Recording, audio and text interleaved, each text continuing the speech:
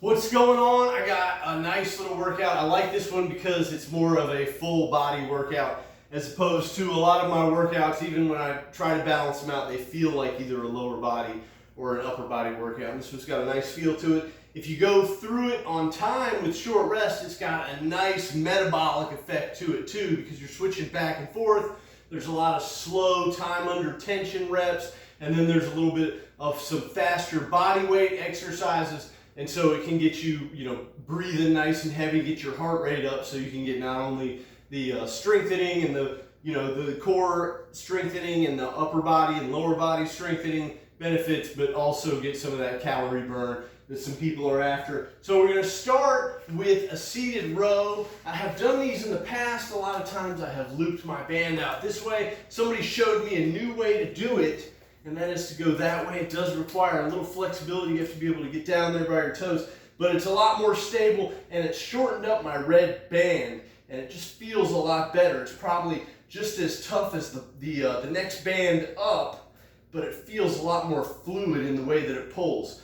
When I'm doing my rows, I want to make sure that I'm sitting up nice and tall. Squeeze those shoulders back. We don't want to round the shoulders down and pull back. I want you to stay up nice and tall. Keep those shoulders activated. That scapular retraction, that is the name of the game in today's workout. It comes up about 5 or 6 times, and that's just squeezing the shoulder blades back like you're trying to crack a walnut back there. So make sure you're doing that with those rows. From there, we go to, where's my note card? These seated scapular raises. It looks a lot like, and it requires a real light weight, especially the first time. You may find that you can move up, but you want a real light weight. You can see I've got my yellow band here. It's single banded around my feet. What I want to do is I want to pull this tight, keep those shoulder blades squeezed back. I'm up nice and tall, squeezing my belly. I'm going to go straight up and down with it. So it looks like a shoulder press, but the resistance is in a different plane of direction than the motion. And so really what we're doing is we're forcing our back to work overtime to keep these bands right here above the tip of my nose. I got kind of a long nose, so it's easier for me. But up and down, squeezing the shoulder blades back. From there, we're going to flip it over. We're going to do the front side of our body with a hollow body hold. Let me show you real quick. This is a time under tension exercise. You want to do as much as you can. You're going to lay down on your back.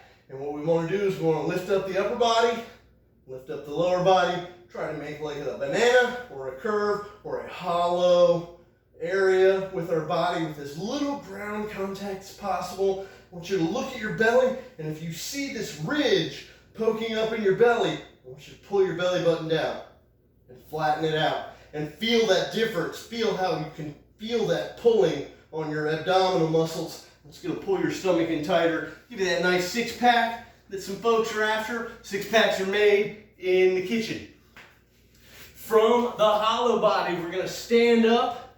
I'm going to loop that band around again. We're going to do some deadlifts. You do not need resistance for a deadlift as long as you focus on just a few things. And the first thing you've got to focus on is that the weight is on your heels. It becomes a little easier with the bands like this. I have to be 100% honest, it does become a little bit easier.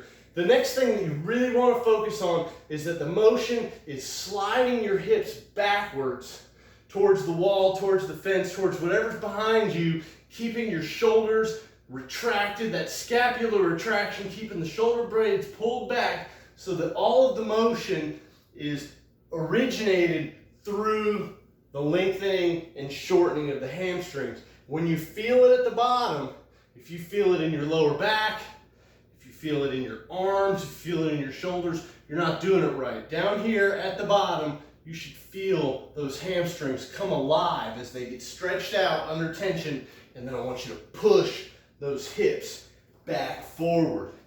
After the deadlift, which again is slowed down, you can come up a little more powerfully. We're going to do some body weight squats. You can add the bands if you want, but this is a great chance just to try to get some metabolic effect. Go for high numbers of body weight squat. And again, I want my heels down, I want to sink back, and I want to keep my chest up Go down until these the lower side of the legs are about parallel with the ground, and then drive force through the heels into the ground. Press the floor away from you. People start trying to stand up and they start doing strange things. You can use the bands for that, but I kind of like to stay away from that, to be 100% honest. After the squats, we're going to go and we're going to do a reverse hollow body or a Superman. I'm going to get down here on the ground. Similar in that we're just going for time under tension. These are a little tougher to hold. You want to do it with this scapular retraction that's so popular today. Squeeze the shoulder blades back. I want to squeeze my butt and hamstrings, drive my feet up off the ground, and you can see I've got this sort of reverse hollow body thing going on. What I want to do is slow up, hold for some length of time. As you get better at it, you can hold it longer and then come down. We're not bouncing like that. It's not a fast exercise.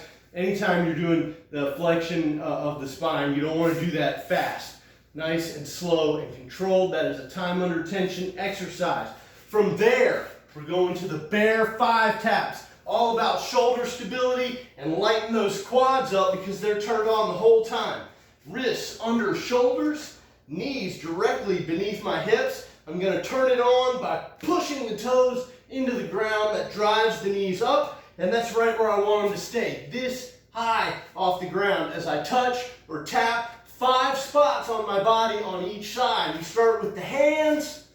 We go to the elbows. As soon as you identify that sway in your hips, you want to squeeze in at the belly and try to hold it. We started with the hands, the elbows. Now we go to our shoulders, and then we touch back here on our belly or our hips on the opposite side, and then we slap the other side of thigh. Now either we're going to go through that for a number of rounds, or we're going to go through it for time. In my experience, you can get in 30 seconds, you can get through 2.5 times, or you can get 2 nice, slow, controlled rounds and 1 speed round. Stick it in. From there, you're going to get the upper body extremities activated a little bit because we're going to do some plank up downs. Tall on the toes, wrists directly below my shoulders, squeezing in at the belly, trying to go straight down and straight up. Try to avoid a lot of this. Identify it as you get started, and then squeeze here in the middle to take it away.